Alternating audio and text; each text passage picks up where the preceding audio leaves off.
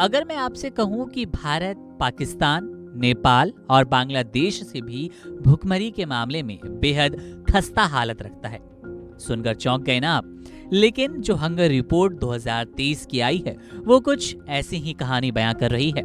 इसमें भारत और पिछड़ गया। इस साल 125 देशों में भारत 111वें नंबर पर है। बता दें कि ग्लोबल हंगर इंडेक्स से पता चलता है कि किसी देश में भुखमरी और कुपोषण के कैसे हालात हैं। रिपोर्ट में दावा किया गया कि इस मामले में भारत की स्थिति और खराब होती जा रही है। पिछले साल 121 देशों की रैंकिंग में भारत 107वें नंबर पर था। 2021 में 101वें और 2020 में 94वें नंबर पर। बता दें कि ग्लोबल हंगर इंडेक्स दुनिया भर में भूख को मापने का जरिया है। इसे 4 पैमानों पर मापा जाता है। इनमें कुपोषण, बच्चों में ठिगनापन, ये सब उम्र के हिसाब से और हाइट से होता है। बच्चों का वजन और बाल मृत्यु दर, जो कि 5 साल से कम उम्र के बच्चों की जो जान गंवाने का आंकड़ा है, उसको शामिल किया जाता है। इस साल भारत की रैंकिंग 4 पायदान और नीचे गिर गई। बता दें कि पड़ोसी मुल्क 102वें नंबर पर पाकिस्तान है, बांग्लादेश 81वें नंबर पर, नेपाल 69 नंबर पे है और श्रीलंका है 60वें नंबर पर।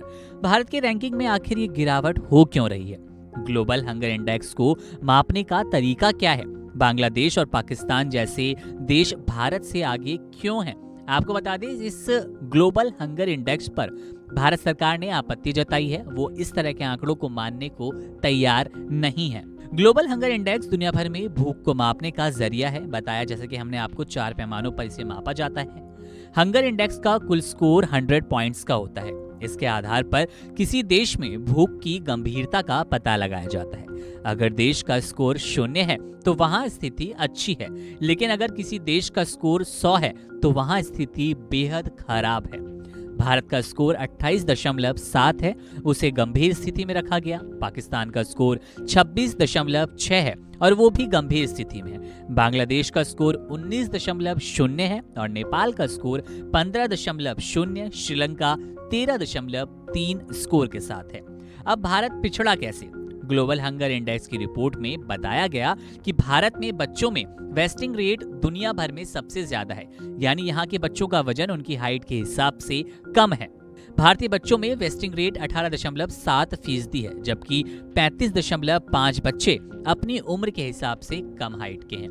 इंडेक्स के मुताबिक भारत की 16.6% आबादी कुपोषित है। वहीं बाल मृत्यु दर 3.1% है, यानी भारत में पैदा होने वाले हर 1000 बच्चों में से 3.1% बच्चे 5 साल भी जी नहीं पाते। अब आपको पड़ोसी मुल्क की स्थिति बताते हैं। इसमें पाकिस्तान 37.6 आबादी फीसदी को लेकर कुपोषित है और बांग्लादेश 23.6%, श्रीलंका 13.1%, नेपाल 24.8%, अफगानिस्तान 44.7% और चीन 2.5% कुपोषित आबादी वाला देश बना हुआ है। आपको बता दें कि इन सभी देशों के अलावा भारत की स्थिति खराब है, क्योंकि इंडेक्स ऐसा बयां कर रहा है। लेकिन जो भारत की खराब स्थिति है, इसको लेकर किस तरह से विपक्ष ने हमला बोला है, कांग्रेस के राष्ट्रीय अध्यक्ष मल्लिकार्जुन खड़गे इन्होंने ट्वीट करके कहते हैं कि किसी भी अहम ग्लोबल डेटा से केंद्र सरकार को एलर्जी है, लेकिन भारतीय डेटा कहता है कि हमारे लोग भूखमरी से मर रहे हैं, भूख से मर रहे हैं। मोदी सरकार इस बात से मुंह फेर सकती है कि ग्लोबल हंगर इंडेक्स में भारत का स्थान 2022 में 121 मुल्कों में से 107वां था, जो 2023 में 125 देशों में 111वें पायदान पर पहुंच गया।